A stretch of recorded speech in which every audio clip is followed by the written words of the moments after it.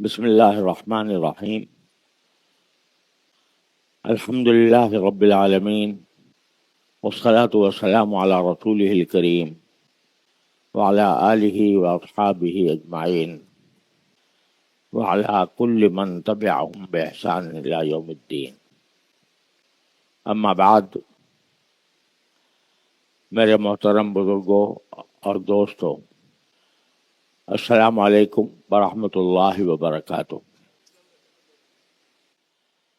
قرآن کریم کی ایک آیت ہے جس پر میں پہلے کئی ہفتوں بیان کر چکا ہوں۔ اللہ تبارک و تعالیٰ اس میں فرماتے ہیں کہ یا ایھا الذین آمنوا اذکروا اللہ ذکرا کثیرا وسبحوہ بکرۃ واصیلا۔ اے ایمان والو، اللہ کا کثرت سے ذکر کیا کرو، اللہ کو کثرت سے یاد کیا کرو، اور صبح و شام اس کی تسبیح کیا کرو۔ تسبیح کرنے کا معنی یہ کہ اس کو سبحان اللہ کہا کرو، سبحانہ و تعالی کہا کرو۔ تو اللہ تبارک و تعالی کا کثرت سے ذکر کرنے کا حکم دیا ہے اللہ جل جلالہ نے ہم سب بندوں کو۔ جو ایمان لے آئے ہیں ان سے یہ کہا ہے کہ تم میرا کثرت سے ذکر کرو۔ اس کی کیا وجہ ہے وہ میں پہلے اس پر تفصیل سے بات کر چکا ہوں۔ اس میں اللہ تعالیٰ کا کوئی فائدہ نہیں ہے، یہ ہمارے ہی فائدے کے لیے یہ بات کہی گئی ہے۔ اس لیے کہ انسان سے جتنی غلطیاں گناہ ہوتے ہیں وہ اس وجہ سے ہوتے ہیں کہ اللہ کو بھول جاتا ہے۔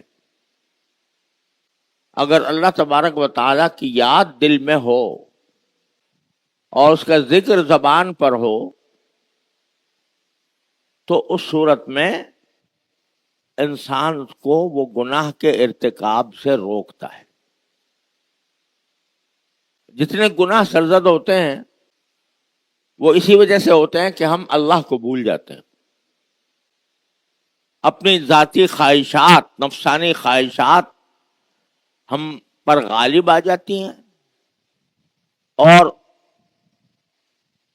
ان کے غالب آنے کی وجہ سے اللہ تبارک و تعالیٰ کی یاد دل سے کم از کم اس وقت ختم ہو جاتی ہے جس وقت میں گناہ کا ارتکاب ہو رہا ہے۔ کیونکہ اگر اللہ کی یاد دل میں ہوتی اور اگر اللہ تبارک و تعالیٰ کے سامنے پیش ہونے کا احساس دل میں ہوتا کہ مجھے اللہ کے سامنے پیش ہونا ہے اور اس کے اپنے ہر قول و فعل کا مجھے جواب دینا ہے، حساب دینا ہے، تو پھر کبھی بھی انسان سے گناہ نہ ہوتا۔ خاص طور پر وہ گناہ جو تنہائی میں کیے جاتے ہیں، اس کے بارے میں سوچو کہ اگر وہ گناہ جو تم تنہائی میں کر رہے ہو اس وقت تمہارا باپ تمہیں دیکھ رہا ہو، تمہارا استاد تمہیں دیکھ رہا ہو، تمہارا کوئی دوست تمہیں دیکھ رہا ہو، پتہ ہے تمہیں کہ مجھے دیکھ رہا ہے، کیا اس وقت وہ گناہ کرو گے؟ نہیں کرو گے، کیونکہ پتہ ہے کہ وہ مجھے دیکھ رہا ہے اور میری بدنامی ہو جائے گی ساری دنیا میں۔ باپ اگر دیکھ رہا ہے تو میری پٹائی کر دے گا، استاد دیکھ رہا ہے تو پٹائی کر دے گا، اور کوئی دوست اگر دیکھ رہا ہے تو ساری دنیا میں مجھے ذلیل کرے گا کہ اس کو میں نے یہ کام کرتے ہوئے دیکھا۔ تو جب یہ تصور ہوتا ہے تو آدمی گناہ سے بچ جاتا ہے۔ لیکن وہ علیم و خبیر ذات جو ہر وقت ہر آن تمہیں دیکھ رہی ہے، کوئی لمحہ خالی نہیں ہے جس میں تم اللہ تعالیٰ کی نگاہ میں نہ ہو۔ ان اللہ بصیر بما تعملون، جو کچھ کرتے ہو اللہ تعالیٰ دیکھ رہا ہے۔ تو کتنی عجیب بات ہوگی کہ باپ دیکھ رہا ہو تو نہیں کروں گا، استاد دیکھ رہا ہو تو نہیں کروں گا، میرا کوئی دوست دیکھ رہا ہو تو نہیں کروں گا، میرا کوئی بھائی دیکھ رہا ہے تو نہیں کروں گا، اللہ دیکھ رہا ہے تو کروں گا۔ یہ کیا بات ہوئی؟ یہ اس لیے ہوئی کہ اللہ تبارک و تعالی کی موجودگی کا احساس، اس کی یاد دل میں نہیں آئی، جمی نہیں۔ اگر دل میں جمی ہوتی تو جس طرح باپ کے سامنے یہ کام نہیں کیا جا سکتا تھا، بھائی کے سامنے نہیں کیا جا سکتا تھا، اسی طرح اللہ تعالیٰ کے سامنے بھی نہ کر سکتا۔ تو معلوم ہوا کہ سارے گناہوں کی جو جڑ ہے وہ یہ ہے کہ اللہ تبارک و تعالیٰ کی موجودگی کا احساس انسان کے دل سے مٹ جاتا ہے۔ دوسرے الفاظ میں اللہ تعالیٰ کی یاد مٹ جاتی۔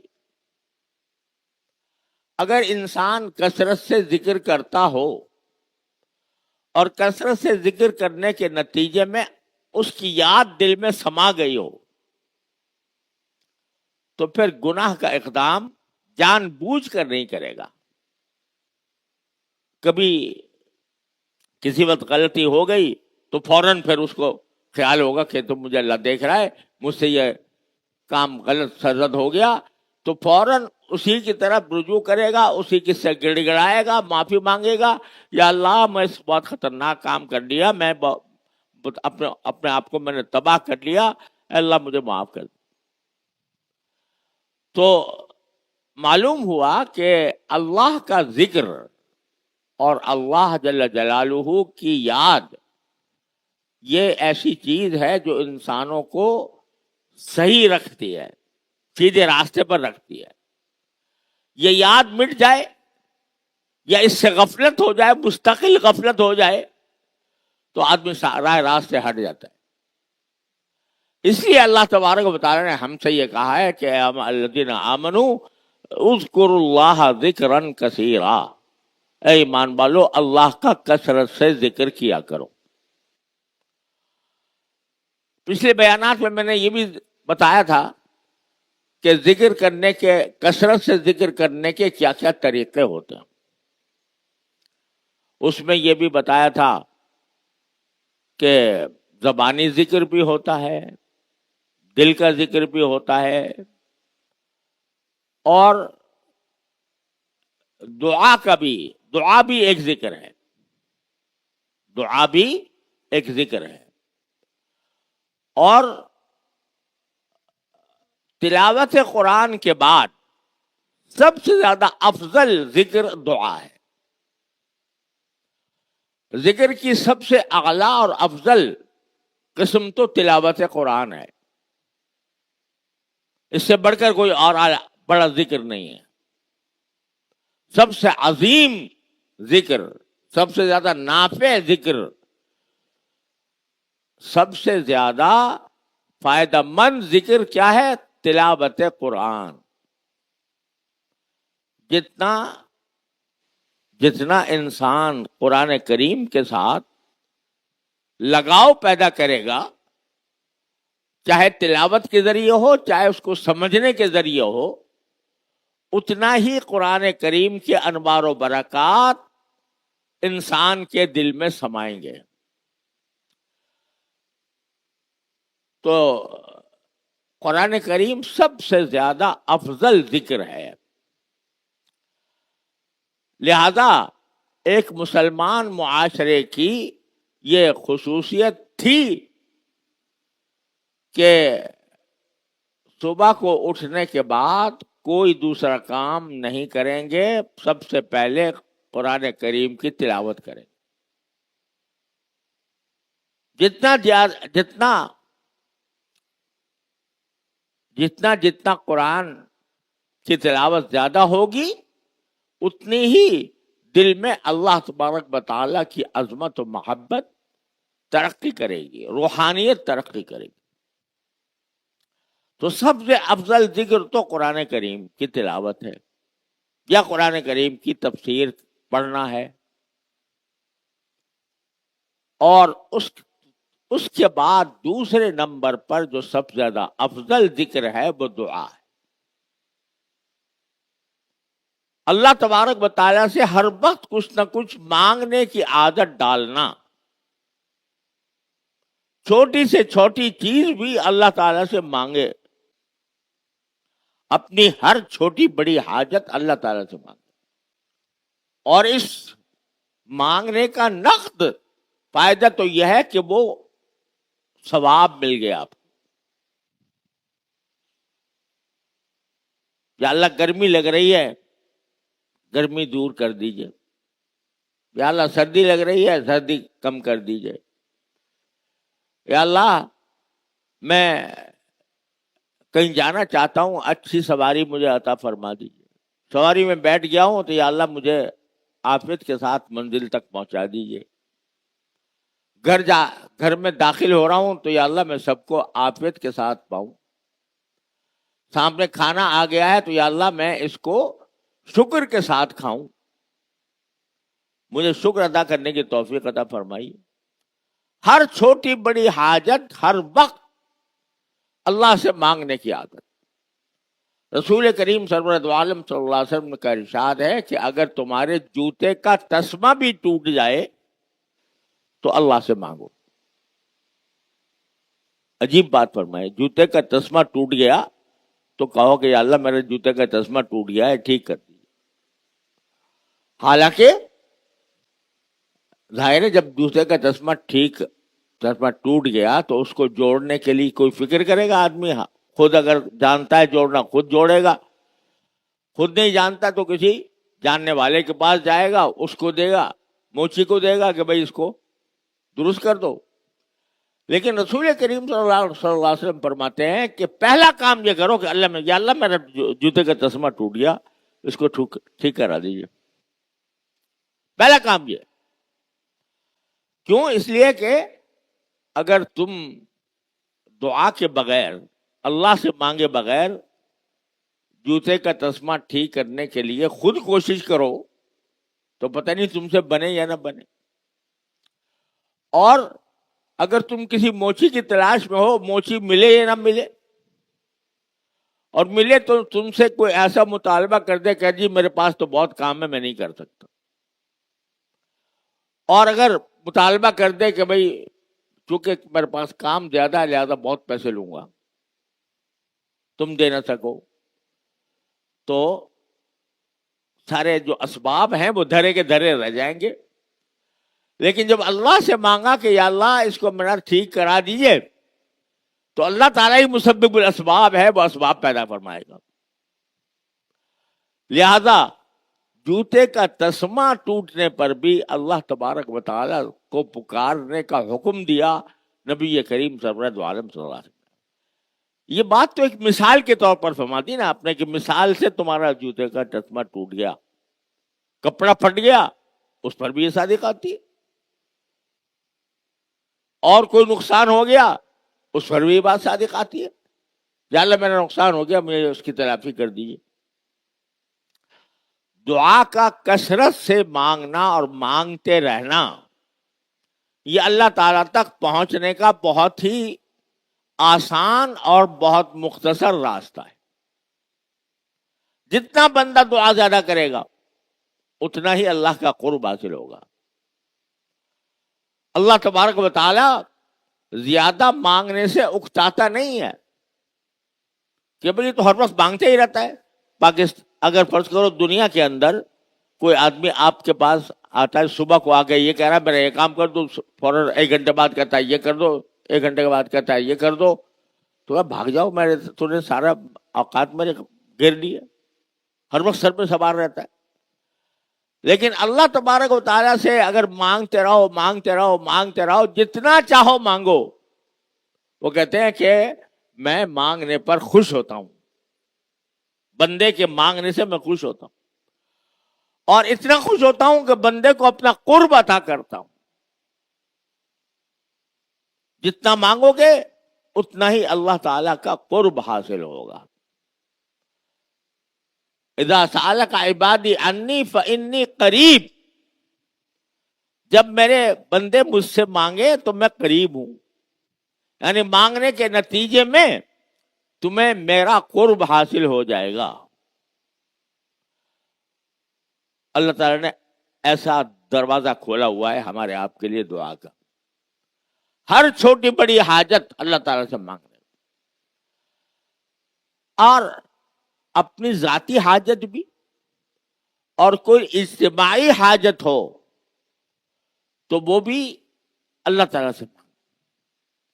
آج کل ہمارے ہاں یہ بہت کثرت سے یہ رواج ہے کہ جس قسم کے حالات سے ہم گزر رہے ہوتے ہیں، وہ سیاسی حالات ہوں، اقتصادی حالات ہوں یا معاشرتی حالات ہوں، ہماری مجلسوں میں ان کے تذکرے ہوتے ہیں. ہماری مجلسیں ان کے تذکروں سے بھری ہوتی ہیں. 4 آدمی بیٹھے ہیں، گفتگو یہ ہو رہی ہے کہ بھئی پاکستان تو بہت نازک حالات سے گزر رہا ہے. بھئی پاکستان میں تو فتنے بہت پھیل گئے، اور پاکستان میں تو حکومت ایسی آ گئی ہے، اور سیاست میں فلاں آگے بڑھ گیا ہے، فلاں پیچھے رہ گیا ہے. اور معاشرتی حالات میں بھئی ہمارے ملک میں تو برا حال ہے، بدامنی ہے، امن نہیں ملتا، آدمی کی جان مال آبرو محفوظ نہیں ہے. اور معاشرتی طور پر ہمارا حال تو یہ ہے کہ بھئی رشوت کا بازار گرم ہے. کسی دفتر میں جاؤ کام کرنے کے لیے تو لوگ حرام کے لیے منہ کھولے بیٹھے ہوئے ہیں. یہ سب تبصرے ہماری مجلسوں کا موضوع ہیں. اور تو اور یہ بھی کہ بھی فلسطین میں کیا ہو رہا ہے، فلسطین کے اندر مسلمان پر کتنا ظلم ہو رہا ہے، فلسطین کے اوپر بچے مارے جا رہے ہیں، فلسطین میں بچے مارے جا رہے ہیں، عورتیں ماری جا رہی ہیں. اسرائیل دیکھو کس طرح امریکہ اسرائیل کو سہارا دے رہا ہے، کس طرح عمران. یہ ساری باتیں ہم مجلسوں میں کرتے ہیں. اور اب تو انڈیا نے جو ہے وہ پاکستان کو، اس نے بھی آنکھیں نکالنے کی سوچنا شروع کر دی ہے. تو یہ ساری باتیں ہم بیٹھ کے آپس میں بیٹھ کے کرتے ہیں. کھانے میں بیٹھیں گے تو یہ بات ہو رہی ہے، 4 آدمی بیٹھے ہیں تو وہاں بات ہو رہی ہے. یہ بتاؤ یہ باتیں کرنے سے کیا فائدہ؟ یہ تبصرے جو ہم حالات حاضرہ پر جو تبصرے کر رہے ہیں، ان سے کیا فائدہ سوائے اس کے کہ مایوسی پیدا ہو، سوائے اس کے کہ انسانوں کی دل خراب ہو؟ کوئی فائدہ نہیں. لیکن یہی وقت جو تم ان مجلسوں میں ضائع کر رہے ہو، باتیں کر کے ضائع کر رہے ہو، اسی وقت کو اگر اللہ کے سامنے ہاتھ پھیلانے میں خرچ کر دو. یا اللہ ہمارے ملک کے اندر بدامنی بہت ہو رہی ہے، لوگوں کی جانیں محفوظ نہیں ہے، یا اللہ بدامنی دور فرما دے، امن عطا فرما دے. مانگو اللہ سے. یا اللہ ہمارے ملک کے اندر رشوت خوری بہت بڑھ گئی ہے، یا اللہ ہمیں اس رشوت خوری سے نجات عطا فرما دے. جو لوگ رشوت کے لیے منہ کھولے بیٹھے ہیں، یا اللہ ان کو ہدایت عطا فرما دے. یا اللہ جو غزہ کے اندر ظلم ہو رہا ہے، اس ظلم سے اللہ مسلمانوں کو محفوظ فرما دے، مسلمانوں کی حفاظت فرما دے. یا اللہ ان کا جو دشمن ان کے اوپر حملہ آور ہے، یا اللہ اس دشمن کے طاقت کو ختم کر دے. یا اللہ جو انڈیا ہمیں دھمکیاں دے رہا ہے، یا اللہ اس انڈیا کو، اس کے غرور کو خاک میں ملا دے. یہی باتیں جو بیٹھ کر مجلس میں کر رہے ہو نا، اس کو تنہائی میں بیٹھ کے کرو. اللہ سے کہو، اللہ تعالیٰ سے کہو کہ یہ حالات ہم پر آئے ہوئے ہیں، ہمارے بس میں نہیں ہے ان کا ازالہ کرنا. جو کچھ ہے قدرت آپ کی ہے، طاقت آپ کی ہے، آپ سے بڑھ کر کائنات میں کسی کی طاقت نہیں، ساری کائنات آپ کے قبضے قدرت میں ہے. تو عز من تشاء و تذل من تشاء. اور توتی الملک من تشاء وتنزع الملک ممن تشاء للہ ملک السماوات والارض، آسمانوں اور زمین کی ساری ملکیت اللہ ہی کے قبضے میں ہے. یہ سب اللہ میاں سے کہو، یہ باتیں کرو. ہمارے حضرت والا حضرت عارفی قدس اللہ تعالیٰ سرہ فرمایا کرتے تھے اللہ سے، اللہ میاں سے باتیں کیا کرو، باتیں کیا کرو. یہ باتیں جو تم مجلس میں بیٹھ کے کر رہے ہو نا، یہ مجلس میں بیٹھ کے کرنے کے بجائے اللہ سے کرو.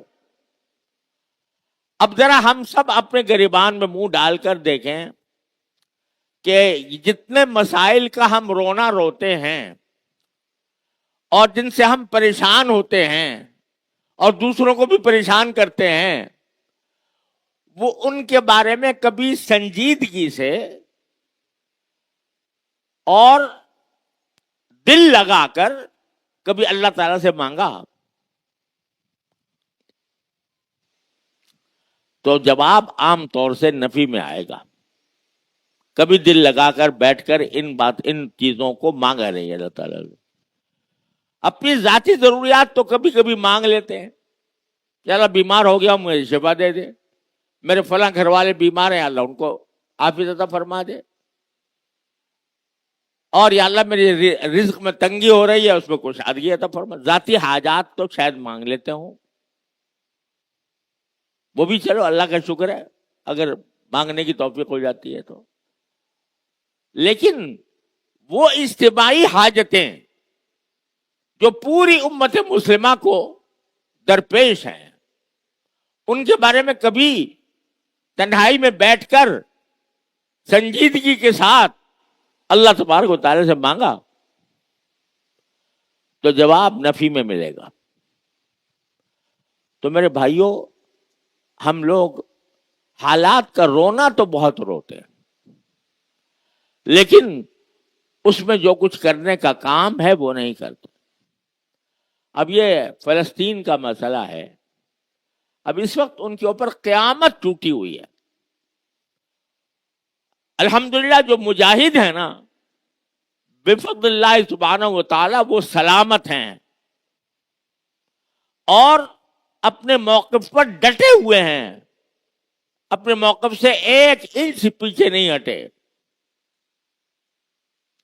اور ان کی جہادی کارروائیاں جاری ہیں.